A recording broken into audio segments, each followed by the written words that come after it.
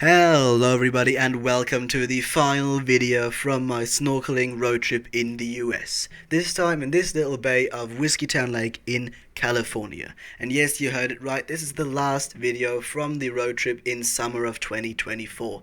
And it's also the longest one because we found an insane amount of fish in this lake compared to all the previous spots.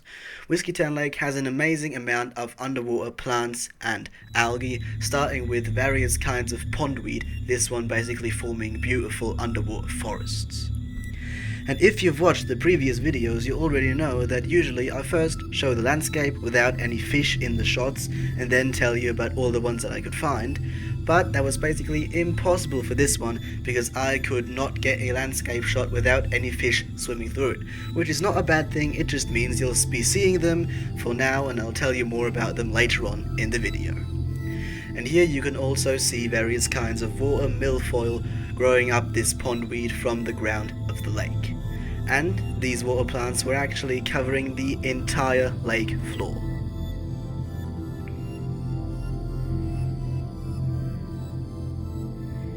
There's also some sandy areas deeper in the lake, and also you can see a layer of stone-wort algae or Chara algae covering the lake's floor here.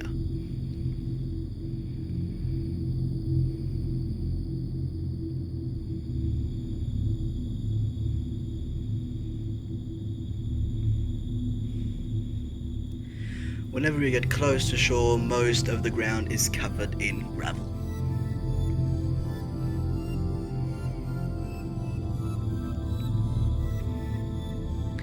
And then in the middle of this bay there's this thing. Some big metal object just sticking out of the water plant carpet at the bottom of the lake.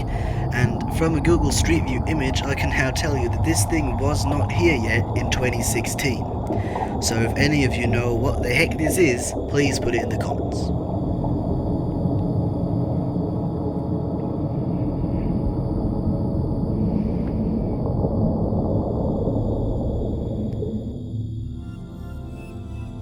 As always, you can find some branches and entire fallen trees in Whiskeytown Lake as well. And at this specific tree in a very small and dark bay, I managed to get some really interesting footage of the two most common fish species in this lake, which are green sunfish and bluegill, which I really can't differentiate between, so I'll just put both the names in the top right corner. These fish were really curious and seemed to just completely surround me.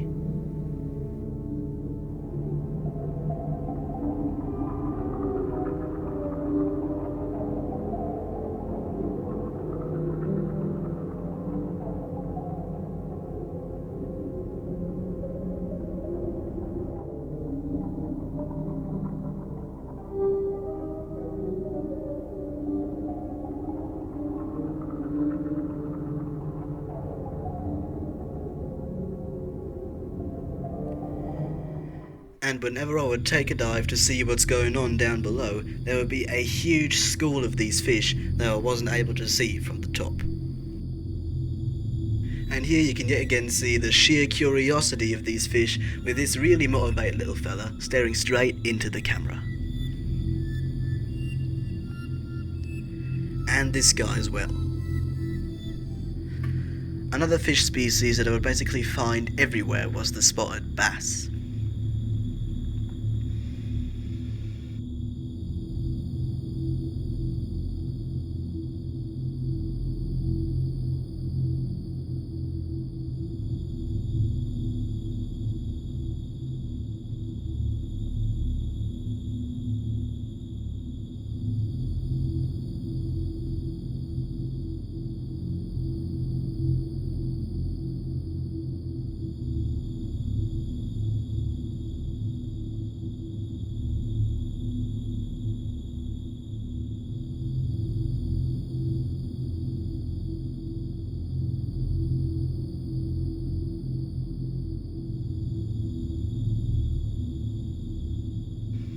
No matter what size, these fish were really curious, reminding me of the perch I know from Germany.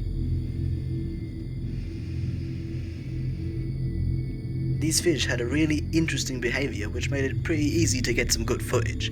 They would always swim away and come back closer and swim away again and repeat that. And you'll be able to see this behavior really well with these two rather big bass that I found in this little clearing in the water Milfoil.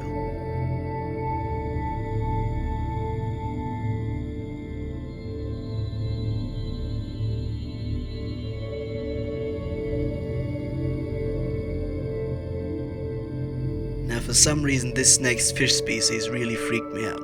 Don't ask me why, maybe it's because I would always find them in dark areas where the sun couldn't reach or something. Anyway, they are called Sacramento Pikeminnow and they're very easily distinguishable by their thin bodies and especially the dark horizontal line right down the middle. Now they were pretty hard to film because they'd always swim away pretty fast and they were a lot faster than me, but I still managed to get some good footage. These guys eat invertebrates and also smaller fish species if they can catch them.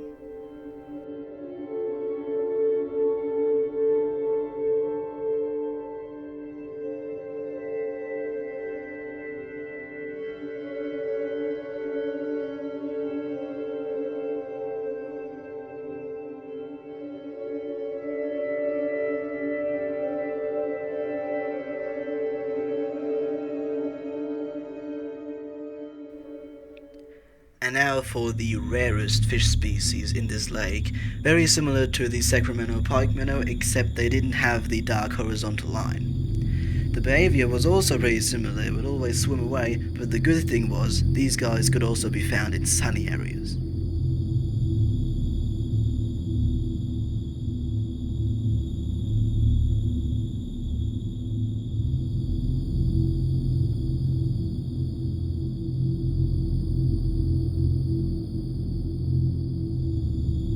Now I told you these were the rarest species because these two were the only one that I found.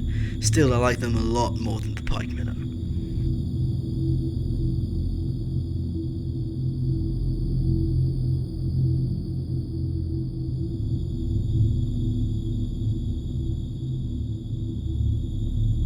And yet again, with very fitting timing, in the last few minutes of the dive, this huge spotted bass showed up. It was at least twice as big as the biggest one I'd found before, and yet again I managed to get some good footage because of the really interesting behaviour of always swimming away and then coming back to check out what I was doing.